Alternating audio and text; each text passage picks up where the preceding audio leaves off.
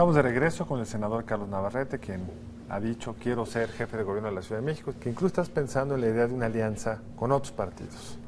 Una coalición, ¿no? Algún tipo de coalición o alianza, dado que no podría ser el Verde porque va con el PRI, y dado que el PT y el Convergencia pues, siempre ya están como descontados como parte de la coalición, ¿estás pensando en el PAN? No.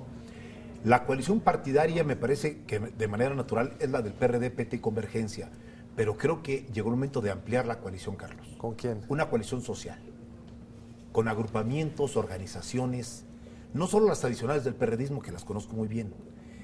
Yo creo que el PRD tiene que convocar a muchos que no son PRDistas en la Ciudad de México, agrupados en colegios, en organizaciones, en asociaciones, para que participen, pero no solamente para llamarlos a las elecciones. De ganar este candidato y de ganar este programa, abrir la posibilidad de un gobierno de coalición en la ciudad. ¿Qué características tendría? Yo le diría a la ciudad: queremos el gobierno de los mejores, de los más capaces. No un gobierno de cuotas como ahora de alguna manera mi partido ha impulsado las cosas. Tú me apoyaste, te doy una delegación, te doy una subdelegación, una dirección. No importa el perfil, lo que importa es que yo pague cuotas.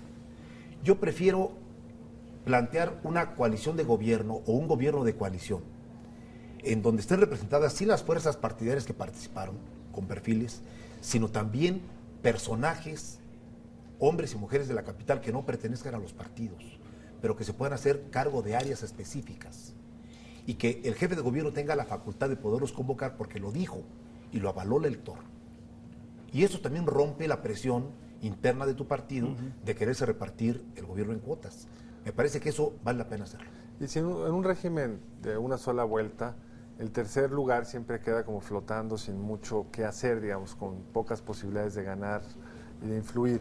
Si este fuera el caso y el tercer lugar fuera el PAN y estuvieran compitiendo PRI y PRD, ¿estarías dispuesto a abrir tu coalición para sumar al PAN? Solo dependiendo de cómo nos fuera en la Asamblea Legislativa. Yo sí creo que se facilita mucho más tener mayoría legislativa. Lo he visto en el Senado durante 5 años. Si el PRD y sus aliados no lograran la mayoría en la Asamblea Legislativa y eso te dificultara enormemente, necesariamente tendrías que ampliar la coalición a otro partido que te ayudara a construir la mayoría legislativa y que te diera bases para la gobernabilidad. Por eso sería a nivel nacional realmente un cambio muy importante. Hay quien ya está postulando precisamente la necesidad de llevarlo al nivel federal. ¿Tú lo has conversado con otras fuerzas, con otros políticos? Porque, vamos, no solo se trata de que lo lances, se trata de que exista cierto consenso. ¿Cómo percibes desde el Senado, y me imagino que con tus correligionarios, la posibilidad de ir a una alianza? Es un cambio cultural, casi diría yo, muy importante en un régimen presidencialista, ¿no? Mira, Federico, tienes razón. Para el esquema nacional veo muchas resistencias. En el PRI, en el PAN y en el PRD. A los personajes que están buscando la presidencia no les gusta ningún esquema que dé la impresión de que comparten el poder. Lo quieren para sí y están convencidos de que lo único que falta en este país es que ellos lleguen para cambiar todo. Y eso está en todos los partidos. Sí. Sin embargo, sí lo he platicado con algunos líderes partidarios y figuras públicas aquí en la capital y aquí tiene mucho mayor aceptabilidad. ¿Por qué razón? Porque hoy por hoy el PRD tiene una mayoría un poco artificial en la Asamblea. Sí. Sí, que se ha cuestionado. Sacó apenas el 31% de los votos. Y con eso se asignó la mayoría en la Asamblea Legislativa. Y hay fenomenales problemas en la Asamblea para poder conducir adecuadamente las cosas. Cualquier jefe de gobierno que entre en el 2012 requiere estabilidad en la Asamblea Legislativa para pasar presupuestos, programas, reformas importantes. Ahí podría abrirse, no por la vía de las urnas, sino por la vía de la negociación parlamentaria entre julio del 2012 y noviembre. Si la fuerza partidaria que ganó la elección no tiene mayoría, abrir la posibilidad por primera ocasión de convocar formalmente una coalición legislativa con un programa común y luego convertirlo en coalición de gobierno. Me parece que están creadas las condiciones para ver esta posibilidad. No, a mí me parece muy atractivo, que abre un nuevo derrotero, ¿no?, a la negociación política, ¿no? Me parece muy atractivo. Ahora, decías hace un momento que tenías la impresión de que había que inaugurar un nuevo ciclo en la gestión del PRD en la Ciudad de México. ¿En qué consistiría básicamente tu apreciación de un ciclo que ya se está agotando, de estas 3 administraciones perredistas, Cuauhtémoc Cárdenas, López Obrador, Ebrard? ¿En dónde está el agotamiento y cómo sería cuál sería el refresco necesario del PRD gobernando la Ciudad de México? Parto de una caracterización, Jesús. Todo partido que prolonga por 15 años su permanencia en el poder sufre un desgaste. Eso es absolutamente natural. Nosotros lo hemos sufrido. Todo partido que prolonga por demasiado tiempo la permanencia de sus cuadros en el gobierno, con uno, con otro y con otro gobierno, termina por acumular un conjunto de fallas y también de vicios que también ya se notan en la ciudad. Baja la calidad de la gestión pública. Se hacen núcleos de poder alrededor de cada delegación y del propio gobierno de la ciudad.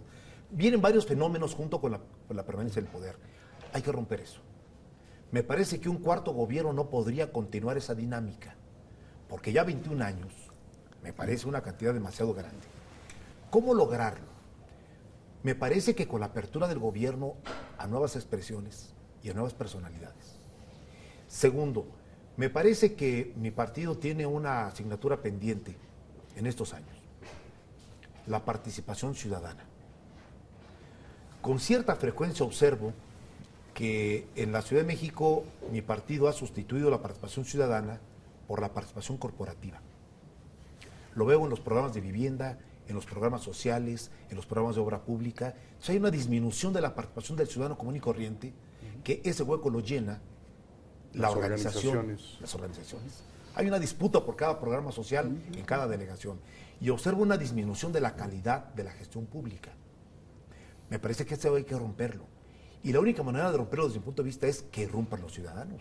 Y en ese sentido, digamos, tu trayectoria alejada de la administración capitalina, ¿crees tú que es una ventaja para tener ahí esa distancia que podría ser básica para la renovación? Te lo diría de la siguiente manera, Jesús. Es desventaja para poder ser candidato y es ventaja para poder ser jefe de gobierno. Pero yo tenía una duda desde que, digamos, sabíamos que te íbamos a entrevistar, y es, tu trayectoria es fundamentalmente en el Poder Legislativo y en la vida partidista. Sí. Estas son las ciudades más complejas de administrar. Yo creo que uno de los éxitos del actual jefe de gobierno es que es un buen administrador, tiene una buena experiencia. No es tan fácil, hay que preguntarle al presidente Obama, saltar del legislativo a la administración. Hay muchos casos donde eso no funciona. Es decir, ¿con qué cartas te presentas al electorado si no tienes una experiencia previa que nos... O el propio presidente Calderón, que lo tenía muy limitada, una experiencia previa de administración. Ten la seguridad, Carlos, que soy el más consciente de esto que me estás planteando. Con frecuencia observo la complejidad administrativa de esta ciudad, las decisiones que hay que tomar, los temas tan complejos que hay que enfrentar, y no creas que no le pienso 3 veces sobre el tema. Me lo respondo a mí mismo diciendo que yo tengo que empezar por reconocer mis propias limitaciones y mi falta de experiencia. Yo no soy ni todólogo ni administrador, ni he estado de jefe delegacional, ni de secretario, ni de subsecretario en la ciudad. Por lo tanto, creo que la salida está en convocar a los mejores, sabiendo que saben más que el jefe de gobierno. No me importa reconocerlo. Porque además no creo que ningún gobernante sea todólogo, que sepa de energía nuclear y de economía y de petróleo y de seguridad pública. No es verdad. Aparentan que saben y hasta hablan como si supieran, pero no es verdad. La verdad es de que tú tienes que convocar a los que saben y aceptar lo que te proponen, te sugieren los que saben. No imponer tus criterios. Tengo una ventaja. Soy hombre de colectivos. Sé escuchar, sé convencer y acepto que me convenzan. Y no tengo el famoso principio de autoridad desarrollado como muchos priistas del PRI y priistas reciclados en el PRD, que todos tenemos. No tengo esa formación. Es decir, yo mando, el jefe ordena y nadie le dice que no. Tengo una formación diferente. Puedo reunirme con especialistas para ver el tema del agua, de la seguridad, del ambulantaje, diseñar políticas, aplicarse, decir, tú eres el responsable, vas a dar resultados. Es decir, pienso que mi vocación política tiene que aflorar en la construcción de equipos y la conducción de equipos. Una de las molestias, y no lo digo yo, lo dicen las encuestas más extendidas en la ciudad, es la interrupción de un derecho básico, que es el derecho de tránsito. Y esto genera, bueno, no solo pérdidas económicas, sino pérdidas de vidas, auténticamente vidas, que se quedan en el camino porque no pueden llegar las ambulancias a los hospitales o porque, en fin, los médicos no pueden atender a sus pacientes. Hay un costo, digamos, silencioso que está detrás de esto que ya vemos como algo muy común, y es que grupos muy pequeños que pueden tener reivindicaciones muy válidas tomen la vía pública para expresarse. ¿Qué harías al respecto? Es un problema. Te agradezco enormemente la pregunta porque es uno de los temas más sentidos de la ciudad. Parto de una base, Federico. La ciudad es de todos los que la habitamos. No es de mayorías y de minorías, o de gente de Iztapalapa o gente de Polanco. Es de todos. Y hasta hoy se ha priorizado el derecho de expresión y de manifestación por sobre el derecho de tránsito. Es la realidad. En aras de garantizar la más amplia libertad, esto ha sido así, con un elemento extra que no sé si ustedes hayan localizado. Lo que pasó en 68 y lo que pasó en 71 ha marcado a los gobiernos de izquierda desde el 97 para acá. Nada de autoritarismos, nada de mano dura, que yo comparto, pero creo que se nos ha pasado la mano en no poner orden. Me parece que es indispensable ya un nuevo pacto de convivencia para garantizar al mismo tiempo a quienes desean protestar y exigir sus derechos y quien desea circular con libertad. Se puede hacer. Lo he visto en París, lo he visto en Santiago de Chile, lo he visto en varios países del mundo, donde el derecho de manifestación se garantiza por ciertas rutas y por ciertos lugares a ciertos lugares, no bloqueando las avenidas. ¿Qué pasa si un grupo decide bloquear las avenidas y no quiere usar la mano dura? O sea, ¿qué harías tú con Luz y Fuerza hoy que está en lo del sindicato? Cuando hay un acuerdo y una ley que lo establece, hay que aplicar la ley. La ley está hoy ya, la Constitución dice que no puedes bloquear calles, que no puedes ni siquiera proferir insultos en una manifestación, tiene que ser educada. Está en el pacto constitucional y no se aplica. En la norma constitucional, pero no está normado en la Ciudad de México al detalle. Te pongo un ejemplo. Las manifestaciones son muy comunes en el Paso de la Reforma. Y cuando Paso de la Reforma se bloquea, hay una onda expansiva que te bloquea varias partes de la ciudad. Pero Paso de la Reforma es muy ancha. Puede perfectamente combinarse los carriles centrales para la circulación con los carriles laterales para manifestaciones. Te pongo un ejemplo. En un acuerdo y una aplicación de la ley. Hay plazas donde se puede hacer. Bueno, yo mismo impulsé que la plaza Luis Pasteur, que está afuera del Senado, la dedicáramos para manifestaciones. La estamos arreglando. Propongo que haya agua potable, sanitario y hasta sonido.